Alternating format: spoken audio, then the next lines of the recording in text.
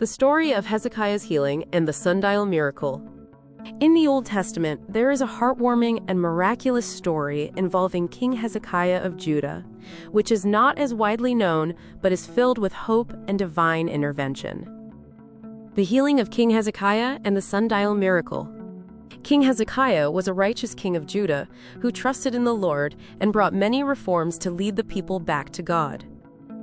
During his reign, he faced a life-threatening illness. The prophet Isaiah came to him with a grave message from the Lord, telling him to set his house in order because he would die and not recover. In those days was Hezekiah sick unto death. And the prophet Isaiah the son of Amoz came to him, and said unto him, Thus saith the Lord, Set thine house in order, for thou shalt die, and not live. 2 Kings chapter 20 verse 1. Upon hearing this, Hezekiah turned his face to the wall and prayed earnestly to the Lord, reminding God of his faithfulness and wholehearted devotion. He wept bitterly as he prayed. Then he turned his face to the wall and prayed unto the Lord, saying, I beseech thee, O Lord, remember now how I have walked before thee in truth and with a perfect heart, and have done that which is good in thy sight. And Hezekiah wept sore. 2 Kings chapter 20 verses 2-3. Before Isaiah had left the middle court, the word of the Lord came to him again, instructing him to return to Hezekiah with a new message. God had heard Hezekiah's prayer and seen his tears. The Lord promised to heal him and give him 15 more years of life. And it came to pass, afore Isaiah was gone out into the middle court, that the word of the Lord came to him, saying, Turn again, and tell Hezekiah the captain of my people, Thus saith the Lord, the God of David thy father, I have heard thy prayer, I have seen thy tears. Behold, I will heal thee. On the third day thou shalt go up unto the house of the Lord.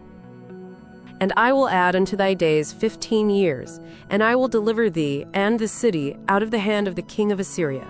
And I will defend the city for mine own sake, and for my servant David's sake. 2 Kings chapter 20 verses 4-6. Isaiah instructed the servants to prepare a poultice of figs and apply it to Hezekiah's boil. They did so, and Hezekiah recovered, just as God had promised. And Isaiah said, Take a lump of figs. And they took and laid it on the boil, and he recovered. 2 Kings chapter 20 verse 7.